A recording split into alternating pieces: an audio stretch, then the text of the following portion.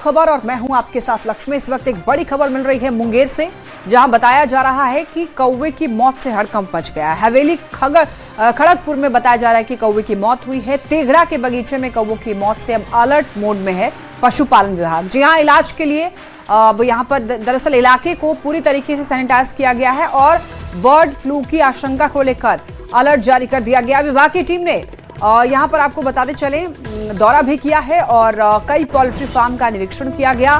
Poultry farm के लिए यहाँ से देखिए सैंपल लिए गए हैं पोल्ट्री फार्म से और सैंपल को पटना लैब भेजा गया है। पिछले 2 दिनों में नया ये जो है कोई नया मामला तो सामने नहीं आया है, लेकिन जिस तरीके से यहाँ पर कौवे की मौत हो रही है उसके बाद से ही काफी चिंता की विषय है। अलर्ट मोड में है पशुपालन विभाग। सैंपल पोल्ट्री फार्म से इकट्ठा किया गया है और उसके बाद पटना लैब भेज दिया गया है।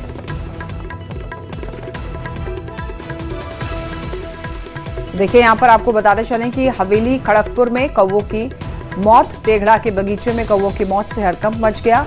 ऐसे में पशुपालन विभाग अलर्ट मोड में है और पूरे इलाके को सैनिटाइज किया गया है। बर्ड फ्लू की आशंका जताई जा रही है और इसी को लेकर अलर्ट किया गया है। हालांकि सैंपल पटना लैब भेज दिया गया है। कई पोल्ट्री फार्म का निरीक्षण भी किया गया है और पोल्ट्री फार्म से सैंपल लिए गए हैं। पिछले 2 दिनों में फिलहाल तो कोई मामला सामने नहीं आया है, लेकिन कौवों की जिस तरीके से मौत हुई है उसके बाद पशुपालन विभाग चिंता में है।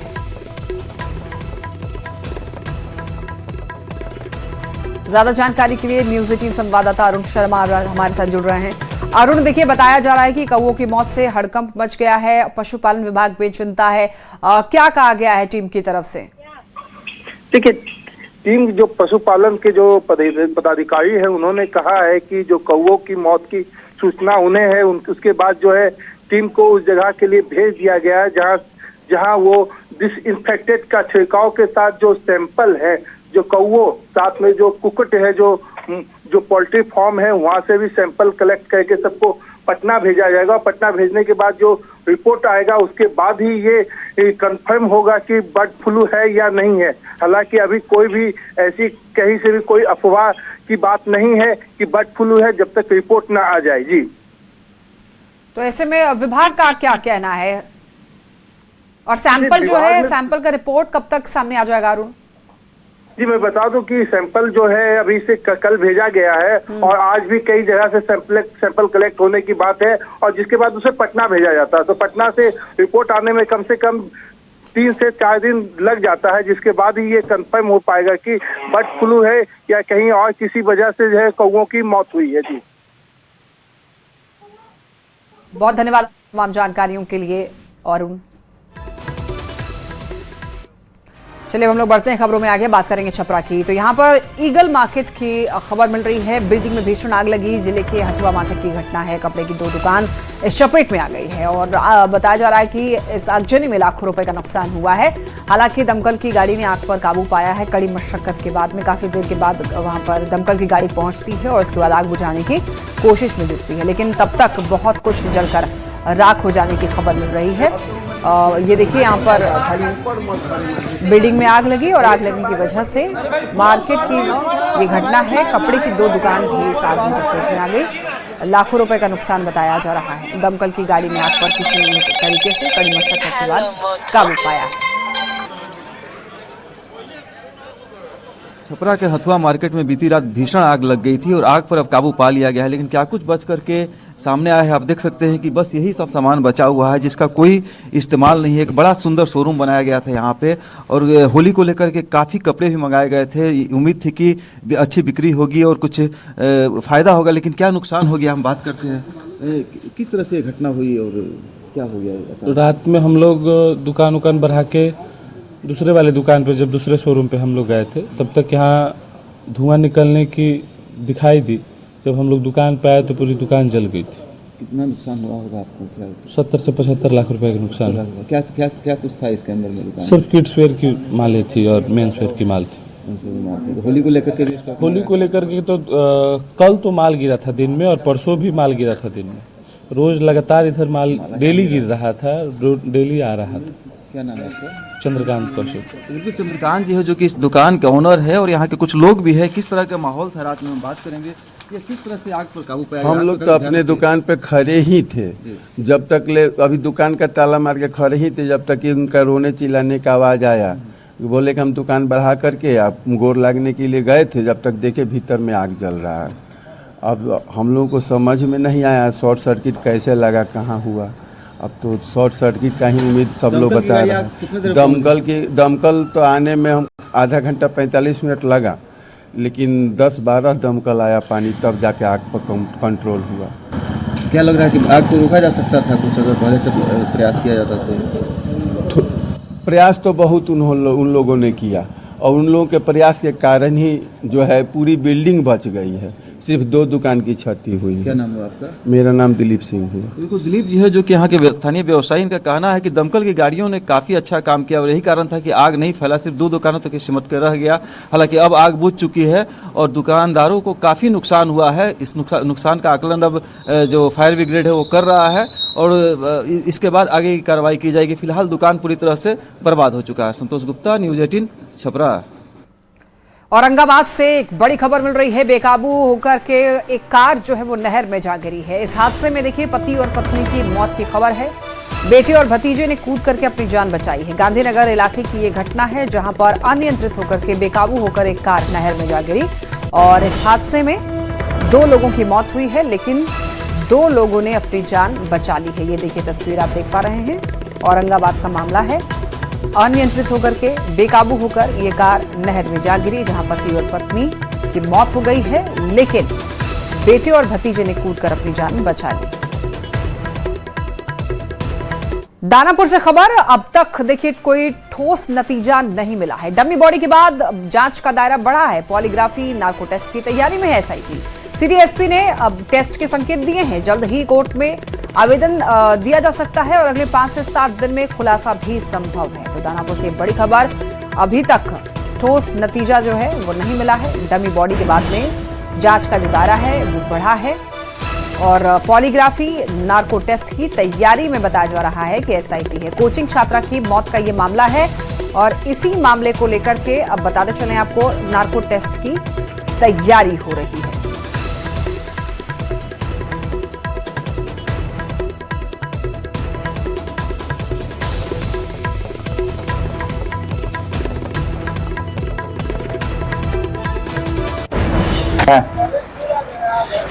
हम मौजूद हैं उस जगह जहां छात्रा की मौत हुई और छत से गिरकर मौत हुई और मामला कई तरह से तूल पकड़ने लगा, लेकिन इसको पुलिस जो है शुरुआती दिन से जानकारी जब मिली तब से जो है एक एक पहलू की जांच और 4 इसमें जो पुतले थे वो लगभग जो मृतका थी उनके वजन के आसपास जो एफएसएल द्वारा दिशा निर्देश दिए गए थे उसके आलोक में गिराए गए थे। और इसमें हम लोग ये देखेंगे कि क्या ये बच्ची स्वतः गिरी थी, इन्होंने आत्महत्या की तरफ प्रयास था उनका, या फिर इनको किसी ने धक्का मारा था। और भी कई क्वेश्चंस इसमें फ्रेम किए हैं एसआईटी ने, जिसका नेतृत्व एसडीपीओ साहब कर रहे हैं फुलवारी 1। पुलिस ने देखिए, जब क्राइम होता है तो क्राइम सीन को सिक्योर किया जाता है और उसको प्रिजर्व किया जाता है। तब पुलिस ने देखा था तो पुलिस को उस दौरान कुछ नहीं मिला था। अब वो हो सकता है बाद में कुछ लोग हम भी देख रहे थे उसमें कि भाई इस तरह के मिले बताया गया है, तो उसमें पुलिस के अनुसंधान में वो सब नहीं आया था उस टाइम पे। अब बाद में चीज़ें क्या हुई हैं वो एक हो सकता है किसी ने प्लांट कर दी, लेकिन जैसे ही क्राइम होता है, जब सिक्योर किया जाता है क्राइम सीन को, तब पुलिस को वहाँ पर वो सब नहीं मिला था। तो ये जो है सर, इसके बाद क्या होगा अगर इससे क्लियर नहीं हो पाता है तो? ना, इससे क्लियर हो जाएगा। पोस्टमार्टम की रिपोर्ट हमारे पास आ गई, एफएसएल की हमारे पास आ जाएगी, क्राइम सीन रिक्रिएट किया गया ये भी हमारे पास आ जाएगा। और एक चीज़ जो बचती है हमारी अनुसंधान में, नार्को या पोलोग्राफी वाला, वो भी प्रयास करेंगे माननीय न्यायालय से अनुमति प्राप्त करके, और उनकी कंसर्न पार्टी है वो करवाएंगे जिन लोगों को डिटेन किया गया था। और इसमें जो वैज्ञानिक और तकनीकी जांच हो सकती है उसको हम लोगों ने पूर्णतः करेंगे और 5-7 दिन के अंतर्गत आप लोगों के साथ उसको शेयर किया जाएगा। यहाँ पर जो छात्रा की मौत हुई, उस मौत की पुष्टि के लिए पुलिस हर तरह से जांच का जो है दायरा बढ़ाती जा रही है। नार्को टेस्ट और पॉलीग्राफी टेस्ट भी इसमें कराए जाएंगे। फुलवारी शरीफ से न्यूज़ 18 के लिए अमरजीत शर्मा। और न्यूज़ 18 की खबर का देखिए बड़ा असर हुआ है एडमिट कार्ड मामले में। एडमिट कार्ड में गड़बड़ी का जो मामला था, जाबिर अंसारी के एडमिट कार्ड में सुधार कर दिया गया है। लड़की की तस्वीर हटा दी गई है। सुधार करके अब जाबिर की ही तस्वीर जो है वो लगाई गई है। नाम में भी विश्वविद्यालय ने सुधार कर दिया है और आज से पटना और जब आज से दरअसल परीक्षा में जो छात्र है वो शामिल हो सकेगा। और ऐसे में न्यूज़ 18 को धन्यवाद भी दिया है जाबिर ने। ज्यादा जानकारी के लिए न्यूज़ 18 संवाददाता रजनीश हमारे साथ जुड़ रहे हैं। रजनीश, देखिए एडमिट कार्ड में गड़बड़ी का मामला सामने आया था, न्यूज़ 18 ने मुद्दा ये वाला उठाया, आपने ही छात्र से बात भी की थी और अब इस पर एक्शन भी लिया गया है। रजनीश। बिल्कुल लक्ष्मी, देखिए एमए का छात्र है उर्दू का जाबिर, और जाबिर पिछले 4 दिनों से लगातार विश्वविद्यालय के अधिकारियों के पास लगातार गुहार लगा रहा था। जो परीक्षा नियंत्रक हैं, वाइस चांसलर है उनके पास, लेकिन एडमिट कार्ड में सुधार नहीं हो रहा था। न्यूज़ 18 पर प्रमुखता से खबर दिखाई गई है, जिसके बाद जो है विश्वविद्यालय प्रशासन ने संज्ञान लिया है और जाबिर को बुलाकर जो उसके एडमिट कार्ड है उसमें सुधार किया है। और आज से ही परीक्षा है, यानी कुछ ही देर बाद सुबह 10 बजे से जाबिर की परीक्षा है और परीक्षा में अब वो बैठ सकेगा। बड़ी राहत की बात है कि जाबिर को अंत समय में जो है विश्वविद्यालय प्रशासन ने एडमिट कार्ड में सुधार करके उसे दे दिया है। तो कुल मिलाकर जाबिर ने अब न्यूज़ 18 को धन्यवाद दिया है कि जो गलती थी उसके लिए जाबिर परेशान था, क्योंकि एडमिट कार्ड में जाबिर अनारी लिखा था और तस्वीर लड़की की लगी थी। तो कुल मिलाकर ये कहें कि न्यूज़ 18 की खबर जो है रंग लाई है और जाबिर अब इम्तिहान दे सकेगा। लक्ष्मी। बिल्कुल रजनीश, लेकिन यूनिवर्सिटी की तरफ से ऐसे गड़बड़ियों की संभावना जो है नहीं होनी चाहिए, क्योंकि कई बच्चे ऐसे हैं जो मीडिया तक नहीं पहुंच पाते हैं या अपनी आवाज नहीं उठा सकते हैं, तो उनको काफी ज्यादा परेशानी हो सकती है। बिल्कुल, ये न्यूज़ 18 सवाल भी कर रहा है विश्वविद्यालय प्रशासन जो है ऐसी लापरवाही क्यों कर रहा है, चाहे वो परीक्षा नियंत्रक हो, क्लर्क हो या जो कोई भी कर्मी है। अगर ऐसी गलती करते हैं उनके खिलाफ क्या कार्रवाई होती है ये भी देखना होगा, क्योंकि ये बड़ी गलती है और ऐसी गलती का खामियाजा छात्र को भुगतना पड़ता है। लक्ष्मी। बिल्कुल, बहुत धन्यवाद रजनीश इन तमाम जानकारियों के लिए। तो देखिए, ये अच्छी खबर है कि जाबिर की जो एडमिट कार्ड है उसमें सुधार कर दिया गया है और अब अपना एग्जाम जो है वो सही तरीके से जाबिर दे पाएंगे।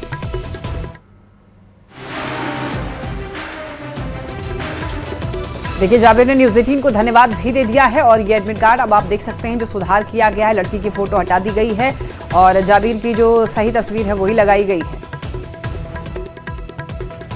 देखिए, जहानाबाद की नीट छात्रा संविदा मौत मामले में एक बड़ी खबर है। खबर यह है कि मृतक छात्रा के घर धमकी भरा पत्र मिलने से संबंधित ये खबर है। पुलिस सूत्रों से मिली जानकारी के अनुसार जो धमकी भरा पत्र पुलिस ने मृतक छात्रा के घर से बरामद किया था, वो पत्र परिवार के ही एक सदस्य के द्वारा लिखी हुई बताई जा रही है। दरअसल पत्र मिलने के बाद पुलिस को इस बात का संदेह हुआ कि ये पत्र परिवार के किसी सदस्य के द्वारा लिखा गया है और इसके बाद पुलिस ने परिजनों का हस्ताक्षर के जरिए लिखावट का नमूना लिया और उस नमूने की जांच के लिए पटना एफएसएल भेज दिया गया। इसके बाद एफएसएल ने जब हस्ताक्षर और धमकी भरी पत्र की जांच की, तो जांच के क्रम में एफएसएल की टीम ने पाया है कि धमकी भरा जो पत्र है उसके लिखावट का मिलान परिवार के ही एक सदस्य की हैंडराइटिंग से मिल रही है।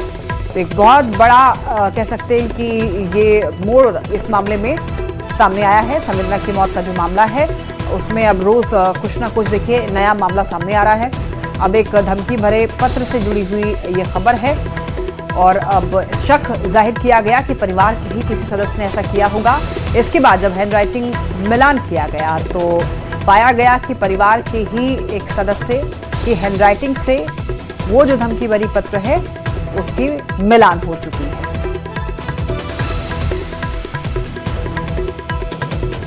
तो देखिए, अब फिलहाल ये स्पष्ट नहीं किया गया है कि किस सदस्य से हैंडराइटिंग की मिलान हुई है, लेकिन अब कह सकते हैं कि अगर किसी परिवार के ही सदस्य से हैंडराइटिंग की मिलान हुई है तो कुछ ना कुछ बहुत बड़ा राज खुल सकता है। परिवार के सदस्य से हैंडराइटिंग का मिलान एक बहुत बड़ा सवाल खड़ा कर रहा है। छात्रा रेप और संदिग्ध मौत मामले की जांच जो है वो सीबीआई तेजी से कर रही है और जो जानकारी मिली है सीबीआई सूत्रों के मुताबिक, उसके अनुसार जो छात्रा है, मृतक छात्रा, उसके मामा को सीबीआई ने तलब किया था, बुलाया था, लेकिन मामा जो है वो नहीं पहुंचा और अब दूसरा नोटिस जो है वो सीबीआई जल्द उन्हें भेजेगी और उन्हें सीबीआई कार्यालय, जिस कार्यालय की हम तस्वीर दिखा रहे हैं, यहाँ उपस्थित होने के लिए कहेगी।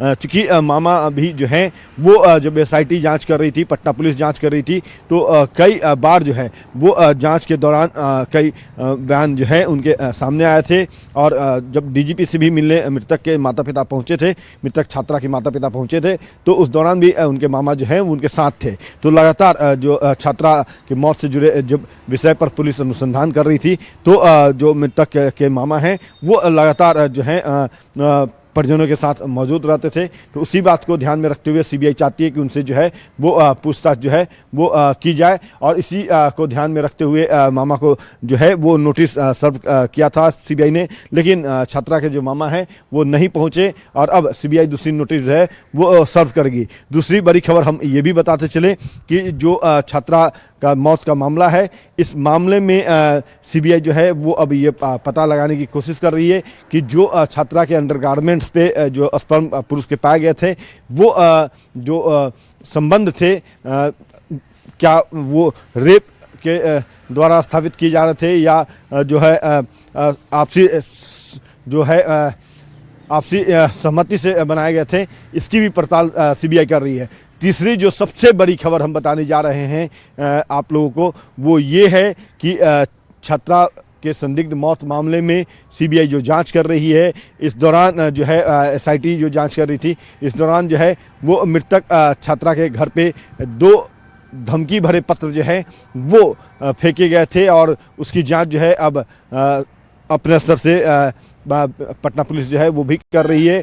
तो कहीं ना कहीं कह सकते हैं कि परिवार जो है वो पुलिस को भटकाना चाहती है और इसी उद्देश्य से पहले धमकी वाले पत्र फेंकते हैं अपने किचन के खिड़की पे और फिर ये बताया जाता है पुलिस को, मीडिया को, कि लगातार परिवार को धमकी मिल रहे हैं, बेटे को जान से मारने की धमकी दिया जा रहा है। हालांकि पुलिस और सीबीआई इसकी भी पड़ताल कर रही है। कैमरा पर्सन मनीष जुनेजा के साथ अमित कुमार, न्यूज़ 18 पटना। बिहार विधानसभा में देखिए बजट सत्र चल रहा है और इस बीच आज सदन में शिक्षा विभाग का बजट पेश किया जाएगा, लेकिन उससे पहले विपक्ष के साथ सत्ता पक्ष के लोग भी बिहार में कई विभागों के द्वारा ग्लोबल टेंडर किए जाने का विरोध करते हुए नजर आएंगे, जिससे आज भी सदन में हंगामा होने की पूरी उम्मीद है।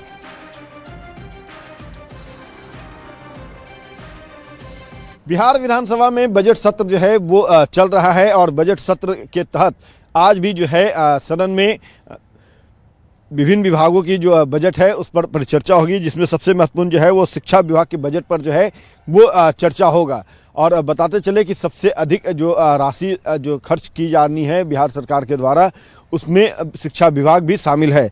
शिक्षा विभाग जो है वो लगातार बिहार में शिक्षा की गुणवत्ता में सुधार को लेकर के बिहार सरकार जो है वो अधिक राशि जो है खर्च कर रही है। और बताते चले कि इस दौरान जो है बजट सेकंड हाफ में यानी कि दूसरी पाली में शिक्षा विभाग के बजट पर चर्चा होगी। लेकिन पहली पाली की बात करें तो पहली पाली में लगातार विपक्ष बिहार में अपराध, नीट छात्रा के साथ रेप, उसके अलावा कई दूसरे मुद्दे को लेकर के लगातार सरकार को घेर रही है। और वहीं जो जानकारी है उसके मुताबिक आज कई विभागों के द्वारा ग्लोबल टेंडर किए जाने का विरोध जो है वो विपक्ष करने वाला है। विपक्ष के साथ साथ सत्ता पक्ष के लोग भी जो है वो इस ग्लोबल टेंडर का विरोध कर रहे हैं, क्योंकि ग्लोबल टेंडर के जरिए जो है बिहार में बेरोजगारी और छोटे छोटे कॉन्ट्रैक्टरों की हकमारी कर बड़े निर्माण कंपनियों को लाभ पहुंचाने का आरोप जो है वो विपक्ष के साथ साथ सत्ता पक्ष के जो विधायक हैं वो भी अपने ही सरकार पे लगा रहे हैं। तो कहीं ना कहीं कह सकते हैं कि विधानसभा की कार्रवाई जो है वो आज हंगामेदार होने के आसार हैं।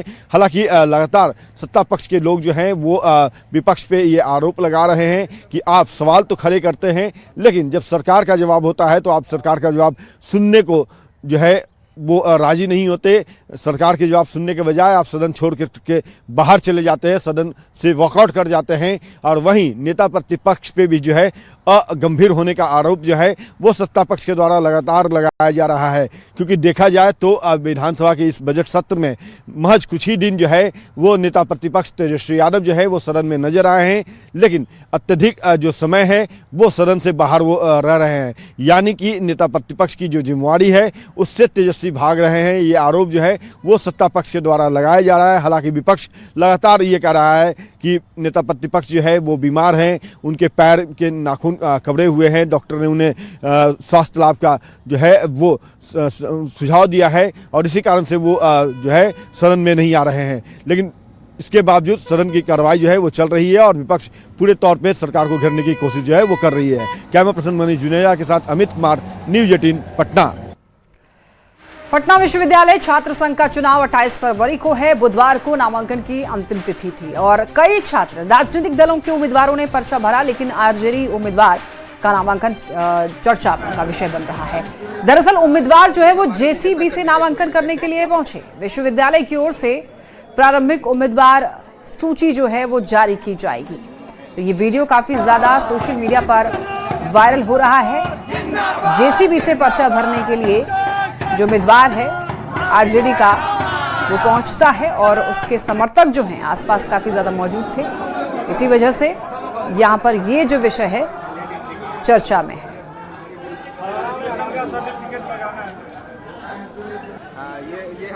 खबर मधुबनी से मिल रही है। उग्रनाथ मंदिर में यहाँ पर भीषण चोरी हुई है। सोने का मुकुट, दान पेटी चोर लेकर फरार हो गए। मंदिर से लाखों रुपए की चोरी हुई है। सकरी के भवानीपुर गांव का ये मामला बताया जा रहा है। आस्था पर चोट बता रहे हैं लोग इसे। मंदिर में चोरी, काफी शर्मनाक हरकत। उग्रनाथ मंदिर में चोरी हुई है। सोने का मुकुट और दान पेटी जो है चोर लेकर के फरार हो गए। लाखों रुपए की चोरी हुई है मंदिर से।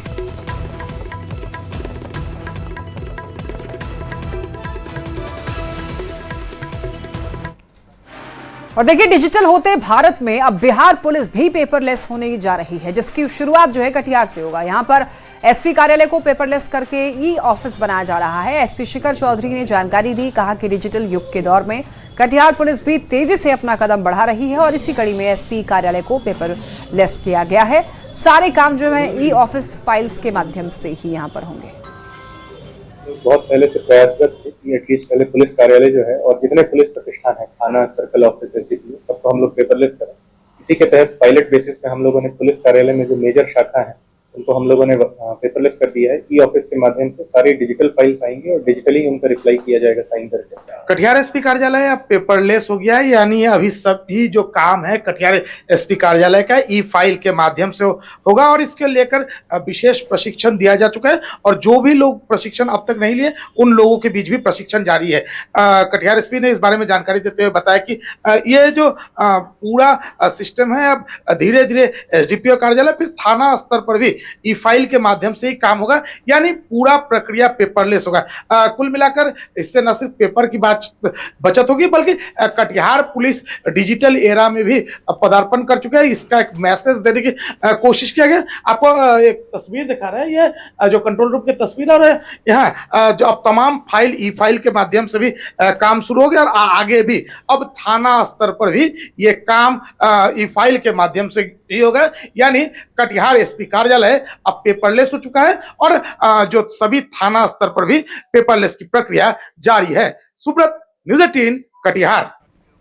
और इसी के साथ इस बुलेटिन में फिलहाल इतना ही। तमाम खबरों के लिए आप देखते रहिए न्यूज़ 18 बिहार झारखंड।